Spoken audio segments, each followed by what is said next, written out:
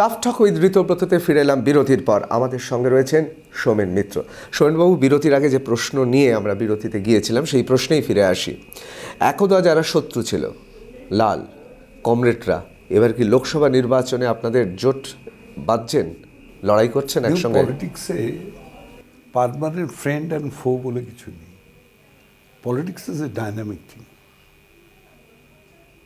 তো আগামী দিন কি হবে আমি এক্ষুনি বলতে পারছি না, তবে স্বভাবতই তৃণমূল কংগ্রেস এবং বিজেপির এই দুজনের বিরুদ্ধে লড়তে গেলে কারো না কারো একজনের সহযোগিতা সমর্থন তো দরকার হবে।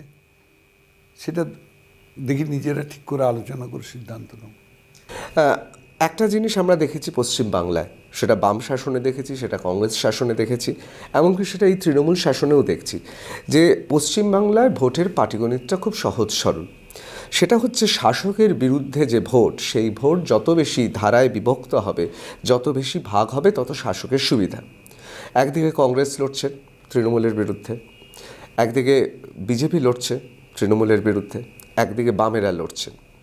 সেক্ষেত্রে কি আপনার মনে হয় না যে গোটা ভারতবর্ষে যে সূত্র বা সমীকরণ, কিন্তু বিজেপির সঙ্গে তো কোনো একটা আন্ডারস্ট্যান্ডিং এর কথা ভাবছি, এটা কি কখনো সম্ভব হতে পারে বাম এবং বিজেপি উভয়ের সঙ্গে সমঝোতা করে কংগ্রেসের রাজ্যে চলবে? কারণ বিজেপির বিরুদ্ধে আমার ট্র্যাডিশনাল লড়াই, কংগ্রেসের জন্মগত লড়াই সাম্প্রদায়িকতার বিরুদ্ধে।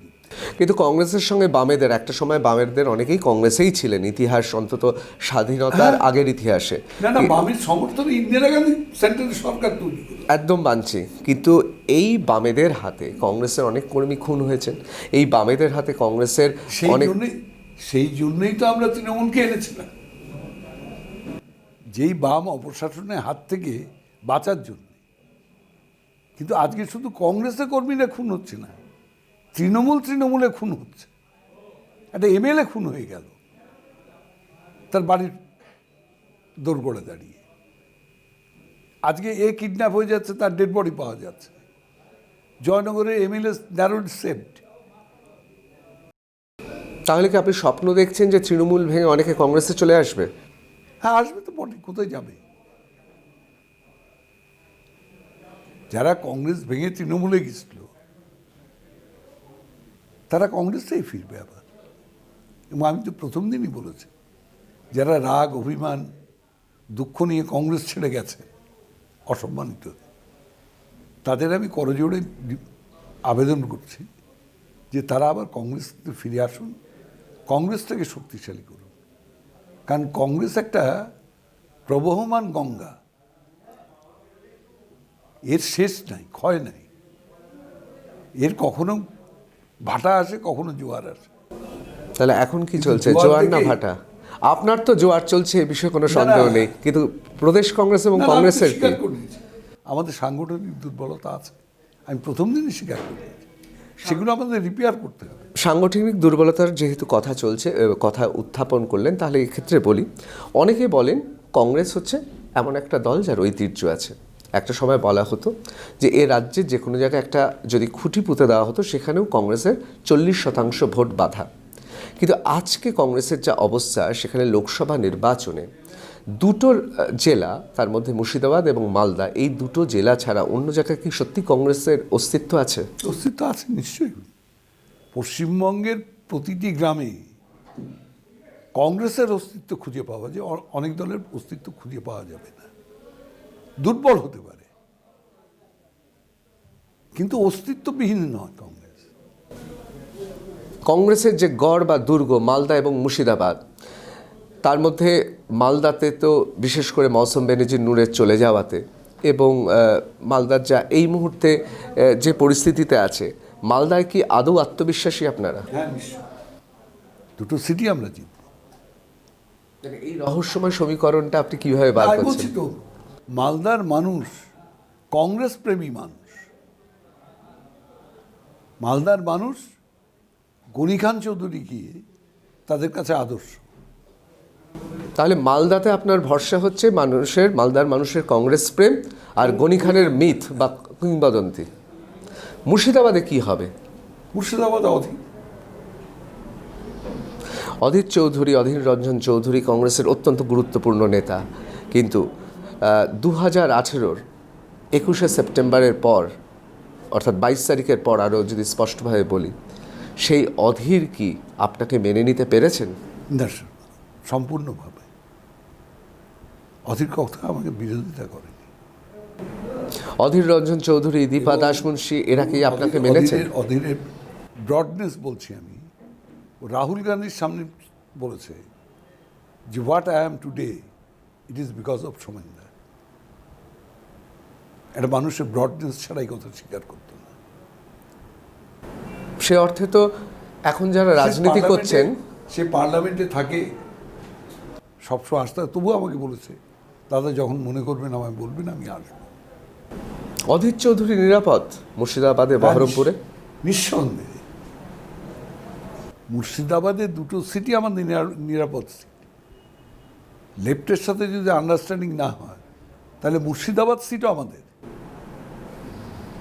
লেফট বা বামেরা কি করবে মনে হয়? তার কারণ আমরা দেখেছি বিধানসভা নির্বাচনে 2016-তে বামেদের আপনাদের সঙ্গে গিয়ে বামেদের অনেকে মনে করছেন যে কংগ্রেসের যারা মানুষ, কংগ্রেসের যারা কংগ্রেসপ্রেমী মানুষ, তারা অনেকে তাদের ভোট দেয়নি। না, সেটা কারণটা কি?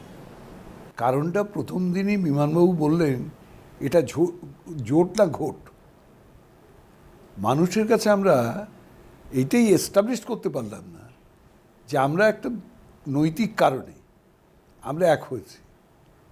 মানুষ ভাবলে it is the marriage of convenience, সেটাকে মানুষ মেনে নেয়নি। এবার যদি জোট হয় মানুষ মেনে নেবে? চেষ্টা করতে হবে, কিন্তু ওই পার্লামেন্টে জোট করলাম তারপরে ভেঙে গেলাম, এই জোট মানুষ মানবে না। তাহলে কি বামেরা আপনি মনে করছেন যে জোটের ক্ষেত্রে জোট বন্ধু হিসেবে তারা বিশ্বাসঘাতকতা করতে পারে? তাহলে 2021 সালে অব্দি ইয়ে করতে হবে। এই শর্তে মনে হচ্ছে বামেদের বাঁচাতে পারবেন? যেখানে আমি দুটো ঘটনার কথা বলবো। একটা হচ্ছে যে প্রকাশ কারাত এবং তার দলবল একটা সময় শুধুমাত্র পরমাণু চুক্তি, নিউক্লিয়ার ডিল নিয়ে যারা কংগ্রেসের থেকে সমর্থন তুলে নিয়েছিল, অথবা রাজ্যসভার ক্ষেত্রে আপনারা জানেন, আপনারা তো বলেছিলেন সীতারাম ইয়েচুরিতে আপনাদের আপত্তি নেই, তা সত্ত্বেও তারা বিসর্জন দিয়েছে সীতারাম ইয়েচুরিকে, দিয়ে নিজেদের রাজ্যসভার সিটটা হারালো। আপনারা কি এমন দলকে মনে করেন জোটের বন্ধু হিসেবে আদৌ আস্থাভাজন? না, সেটা দেখতে, আমি তো বললাম যে পলিটিক্সে তো কোনো শেষ কথা নেই।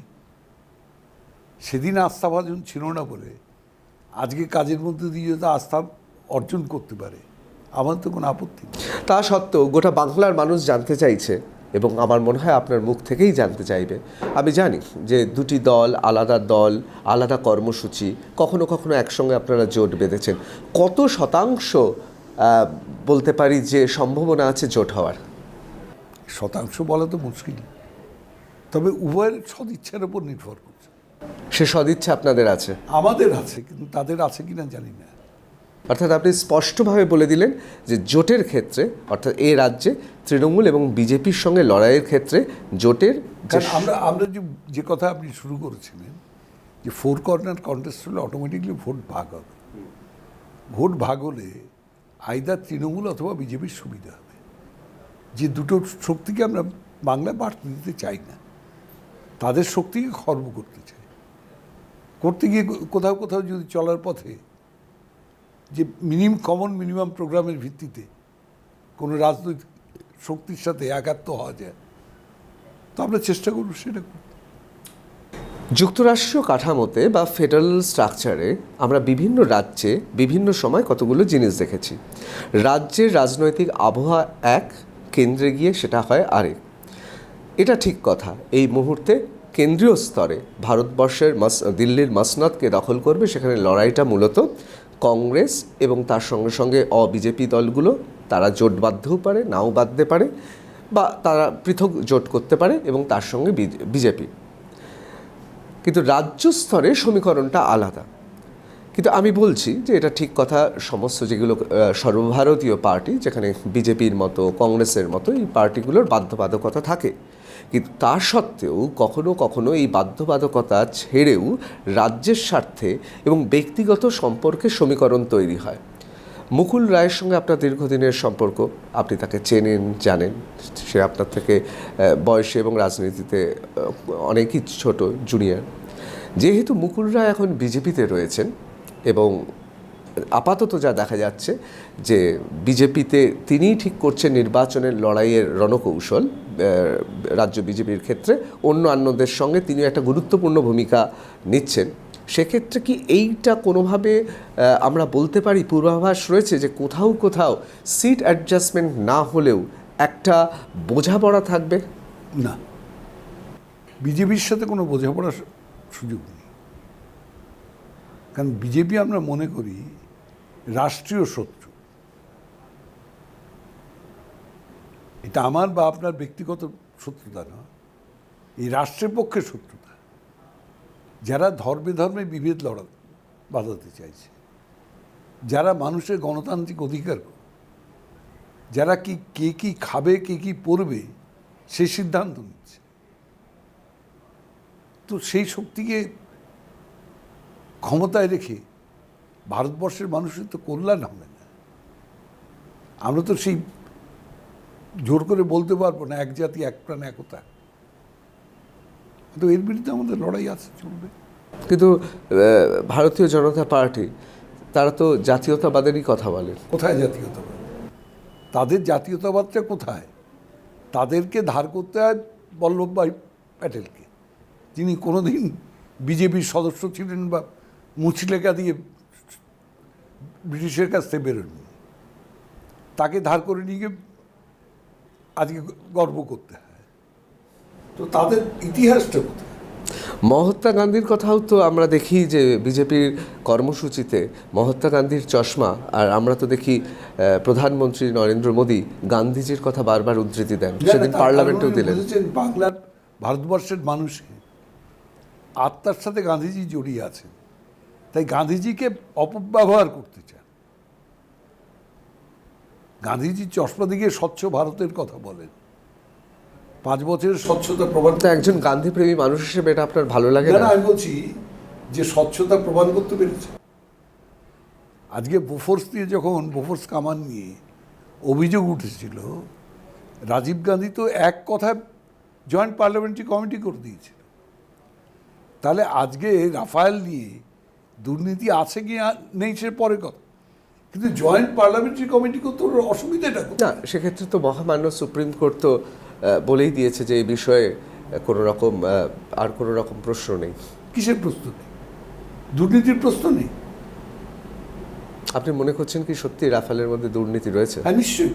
তার কারণ হচ্ছে যে কোম্পানি সাপ্লাই করেছে সেই কোম্পানির আর্মস ডিলিংয়ের অভিজ্ঞতাটা কি? যে আর্মস ডিলিংয়ের অভিজ্ঞতাই নেই তাকে 30,000 কোটি টাকা পাইয়ে দেওয়া হলো। এটা স্বচ্ছতার নমুনা।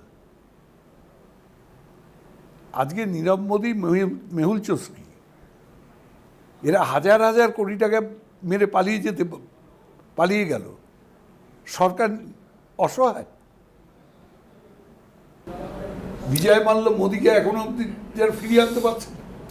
কিন্তু সোমেনবাবু, ধরুন ভারতবর্ষের ইতিহাস মুঘল সাম্রাজ্যের পতনের পর থেকে কখনো কখনো আমরা দেখি যে ইস্ট ইন্ডিয়া কোম্পানি একেবারে রাজদণ্ড, বাণিজ্য ছেড়ে রাজদণ্ড নিয়ে বসেছে। এই অভিযোগ তো কংগ্রেসের ইতিহাসেও রয়েছে যে একদা কংগ্রেসও বিভিন্ন পুঁজিপতি বা বাণিজ্যিক সংগঠনগুলো তাদের দ্বারা নিয়ন্ত্রিত হতো। এ তো আমাদের চলেই আসছে ধারা। 5 বছরের সরকার ছিল, এটা প্রমাণ করার দরকার ছিল। কংগ্রেসের মুখোশ খুলে দিতে পারলেন না কেন? মোদির হাতে তো অস্ত্র ছিল। তো কংগ্রেসের বিরুদ্ধে যদি এত অভিযোগ থেকে থাকে, তাহলে সেই অভিযোগগুলো তো মানুষের কাছে তুলে ধরতে পারতেন। মানুষকে মিথ্যে প্রতারণা করতে হতো না। তিনি বললেন গরিব মানুষদের লোভ দেখালেন 15 লক্ষ টাকা করে ব্যাংকে দেবেন। তিনি যুব সমাজকে লোভ দেখালেন 2 কোটি যুবককে চাকরি দেবেন। তিনি গ্রামের গরিব মানুষদের স্বপ্ন দেখালেন যে চাষির চোখের জল মোছাবে। করলেনটা কি 5 বছর? আমি এবার আবার রাজ্যে ফিরে আসছি। আজকে নোটবন্দি কার সাথে? আজকে টেররিস্ট মানি ধরা যায়নি, ব্ল্যাক মানি ধরা যায়নি, তাহলে কার সাথে ডিমনিটাইজেশন?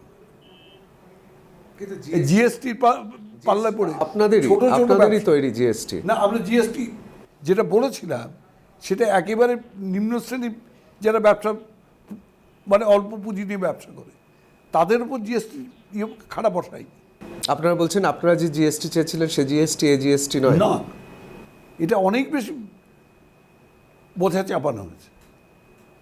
সাধারণ যারা ব্যবসাদার অল্প পুঁজি নিয়ে যারা ব্যবসা করে আজকে তাদের ব্যবসা উঠে গেছে। আজকে নোটবন্দি করে কয়েকশো মানুষ মরে গেছে। হ্যাঁ, কিছু মানুষ উপকৃত হয়েছে। খবরের কাগজে একটা দেখছেন সমীক্ষা যে ভারতবর্ষে যারা গরিব মানুষ, সাধারণ মানুষ, তাদের উন্নয়নের শতাংশ হচ্ছে 3%, আর বড় লোক যারা তাদের উন্নয়নের পার্সেন্ট হচ্ছে 39%। এই হচ্ছে পরিসংখ্যান। তাহলে আপনি মনে করছেন গরিব নয় বড় লোকদের উপকার হয়েছে? হ্যাঁ, নিশ্চয়ই বড় লোকদের উপকার। মুষ্টিমেয় বড় লোক মানে মুষ্টিমেয় কিছু মানুষ। আমি আবার ফিরে আসছি এ রাজ্যে। যত দিন যাচ্ছে এটা কি আপনার মনে হচ্ছে না যে এ রাজ্যে বিরোধী শক্তি হিসেবে ভারতীয় জনতা পার্টি বা বিজেপির উত্থান হয়েছে? এবং না, এটাকে তুলে ধরা হচ্ছে যে ভারতীয় জনতা পার্টিকে তুলে ধরে সংখ্যালঘু সম্প্রদায়ের মনে, মানুষের মনে একটা ভীতির সঞ্চার করা হচ্ছে যে দেখো বিজেপি উঠে গেছে, এবার তোমরা কি করবে ভাবো। মানে বিজেপির জুজু দেখানো হচ্ছে মুসলিম সম্প্রদায়। সংখ্যালঘুরা কি আদৌ কংগ্রেসের সঙ্গে আছে এখনো? আছে এবং আসবে আরও, কারণ তারা 7.5 বছরে বুঝে গেছে যে সংখ্যালঘুদের যে মূল সমস্যা, সেই সমস্যার কোনো সমাধান হয়। তাই আমি সভাপতি হওয়ার পর যারা জয়েন করতে এসছে তাদের 80% হচ্ছে সংখ্যালঘু সম্প্রদায়ের মানুষ। কতটা আশাবাদী এবার লোকসভা নির্বাচনে? ভোটের আসন বলছি না, ভোটের যে শতাংশ, সেই শতাংশ আমাদের বাড়বে। এবং আমি এখনই বলে দিচ্ছি, জোট, সিট আন্ডারস্ট্যান্ডিং এগুলো হোক না হোক, আমরা আমাদের যে পুরনো অবস্থান 4টে সিট, এই 4টে সিট আমরা রিটেন করব। চারটে সিটি পাবেন? আপনার কথা শুনে মনে হচ্ছে কথাবার্তা চলছে বামেদের সঙ্গে। না, বললাম তো যে কথাবার্তা হবে।